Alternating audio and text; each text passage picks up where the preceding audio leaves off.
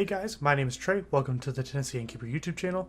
Before we get into this video, I want to give a huge shout out to the Ant Terrarium for the inspiration behind this video. So without further ado, let's get into this video and go and check out his original video where I got my idea from. Link is in the description. So I got the idea of making ant nests with plaster off of that video like I mentioned. They don't actually use plaster, they use gypsum. I'm not sure if it's the same exact thing or not. I have not worked with either of them in the past.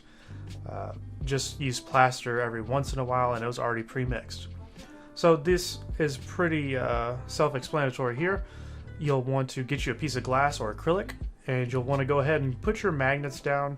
You'll see all these lines. I used the lines to kind of show how big my nest was going to be, so that way whenever I made my mold box, which I just used 4 pieces of wood, I would know that the outer edge of those lines there are where the wood is going to go, so that way when I pour my plaster it'll be inside of the smaller rectangle that you see me working in now. So after I did all that, I drew my lines of how I wanted my nest, like the tunnels to be, and I highly recommend you make your vermiculite or compacted sand, whatever you choose to use.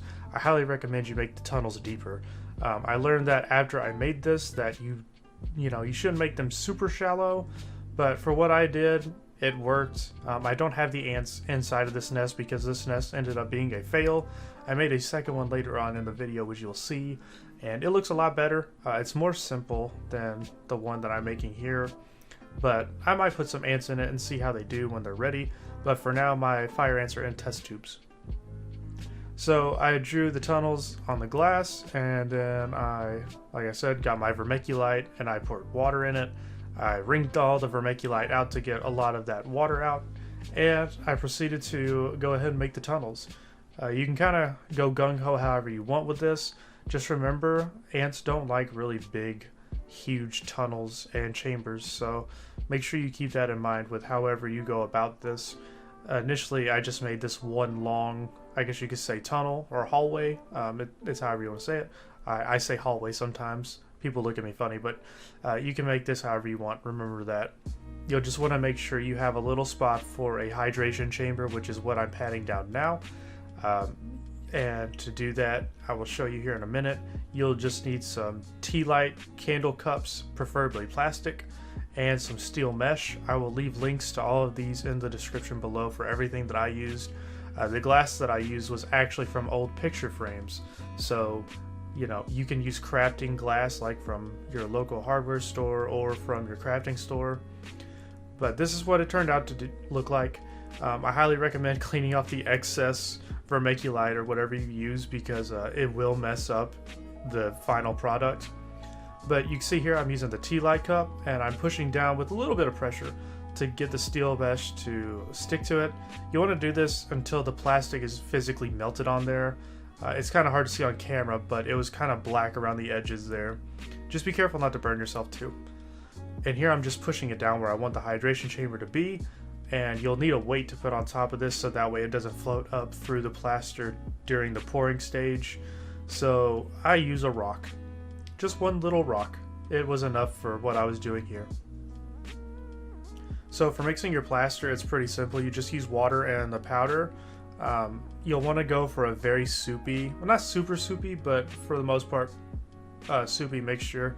I went with a more of a peanut butter consistency, and it ended up biting me in the tail because it was super hard to pour and it was drying in the cup. So by the time it was, ready to pour into my mold, it failed.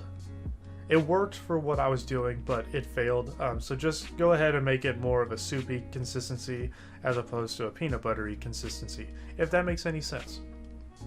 Add more plaster as you need to, the plaster mix, and more water as you need to as well.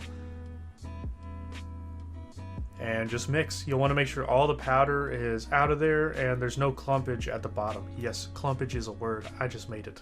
I ended up using a drill to mix all this after a while because my hand was getting tired and I didn't feel like I was being efficient. Also, shout out to my socks. They're pretty awesome. They're super comfy.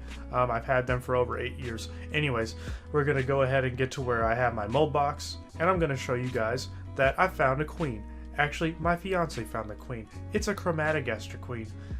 As of now, she's not laid any eggs, and it's been 3 weeks since upload, since we caught her, so that's pretty great. You know, probably means she's infertile, or she is just not happy with her living situations, which she has moved out of the ice cubes container and into a test tube.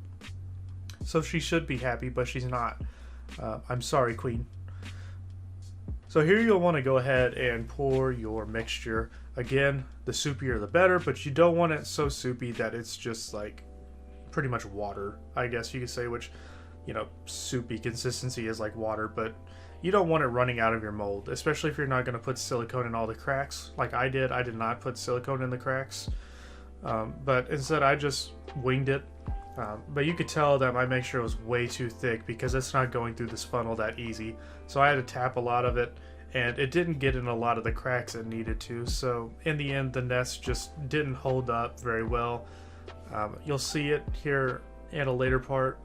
But again, just remember, if you need to mix more plaster, it's not the end of the world, especially if it's, you know, just in this phase where you're just pouring your mixture in. You just don't want to wait too long in between pours, because if you wait too long, then you're gonna, you know, you might have issues, but I think you'll just honestly have a little seam line in your nest and it just won't look good. So keep that in mind. But as you can see, the rock is holding the tea light cup down, and that is good. You'll want that, because if you don't have a weight on top of the tea light, then it will rise up through your plaster and you won't be able to see it. It will just be gone in the mixture. And that's exactly what happened in my second nest that I make. It migrated up through the plaster, and I had to use a Dremel tool to get down to that little humidity chamber. So keep that in mind whenever you're making your mixture and whenever you're doing everything. Really quick, Future Trey forgot to mention that you got to drill a hole to get your water into the humidity chamber. The best way to do this is to drill a small hole with a drill, obviously, duh, and a drill bit, and then you could shove like a little straw down in there, or like a little coffee mixer down in there. So yeah, don't forget to do that, otherwise you just made a humidity chamber that can't hold water. Carry on. Here I'm trying to go ahead and go into damage control mode, and I make a very soupy mixture of some plaster, so that way I could try to smooth it out. It works to an extent, but it's not the best, and there's not much of it. So I just get a 1x4 and I am just like lightly patting this down to try to smooth it out. And as you can see, it looks awful. But this is my first attempt, so don't judge me. And you'll see there's a lot of imperfections in this. And the right side there, you can see that the plaster did not go where it was supposed to. So there's a huge gap there. There's a huge gap beneath that smiley face right there. And there's a huge gap up above where that sticker is on the glass. So here I go ahead and I try to take the mold apart. I'm, you know, trying to be very careful, but I like jolted the thing around and it shifted the glass. I may have cried here at this point because I did that. And I honestly think that that was part of the reason why my nest failed, was because I had my drill going on tighten instead of loosen. So remember, righty tighty, lefty loosey, kids. Always check.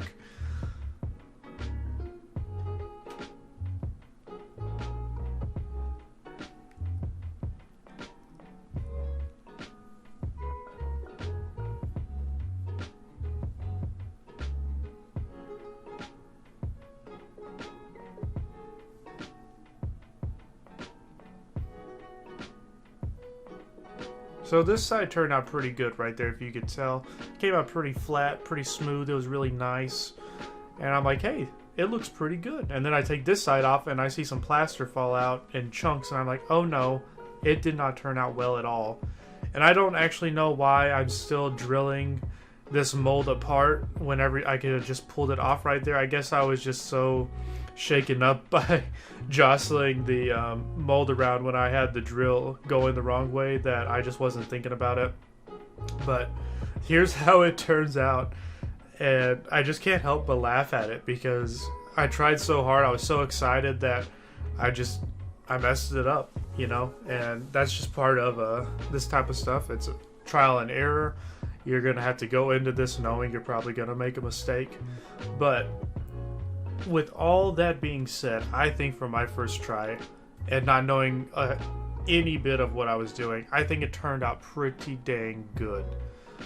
Here's me after I washed it out. I put some like wall putty in some of the gaps. I tried to smooth it out, and it still did not look good. At this point, I think I was trying way too hard to get it to look good as opposed to just scrapping it. And you can see there's a lot of little gaps. And this might work for larger ant species like Camponotus, but I didn't intend for this nest to be for Camponotus. And right here, we just won't talk about that. That gap is definitely big enough for Camponotus to go through. Here is my second attempt, and as you can see, it turned out a lot better. This one's a lot thicker than the other one and a lot taller, so you know, it's really heavy for what it is, and you can tell that the humidity chamber kind of migrated through the plaster because it's not inside of the nest. But the top is very smooth and the glass sits really well on top of it. So I'm going to keep this one when my fire ants get to a stage where they're ready to come out of the test tube. I'm going to move them in this and I will give you guys an update. But the picture frame glass looks pretty good on this. You can see inside the nest pretty well and everything. So I guess we'll try this out later. I went ahead and behind the scenes, I don't think I show it in this video, I drilled the hole to allow me to attach the tubing, and so that way I can move the ants in. I also used a Dremel and kind of Dremel tooled down through to find the humidity chamber, which I ended up finding. It was super far down, believe it or not.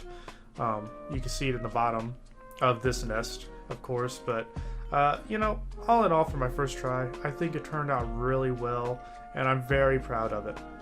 But that's going to be it for this video, guys. Like I said, I didn't explain this very well, and this wasn't a very in-depth video, but I appreciate all of you so much for clicking and listening to me ramble on about how I tried to make an ant nest.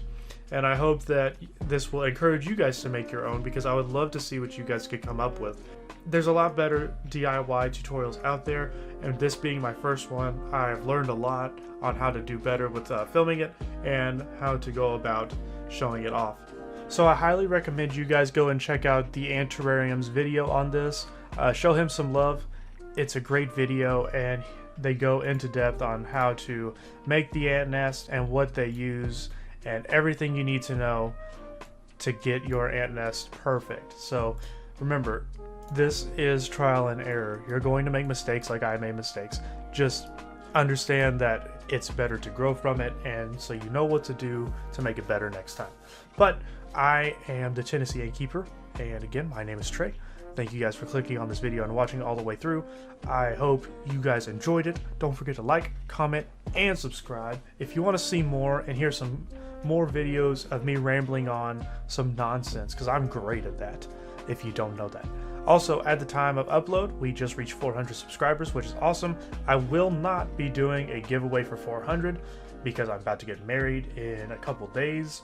So there will hopefully be a giveaway at 500 subs. I would love to try to do a 500 subscriber giveaway and maybe have 2 or 3 winners this time around instead of 1. Because the channel's growing, we need to make sure we compensate there. So, thank you guys for watching. We'll see you in the next one. Bye-bye.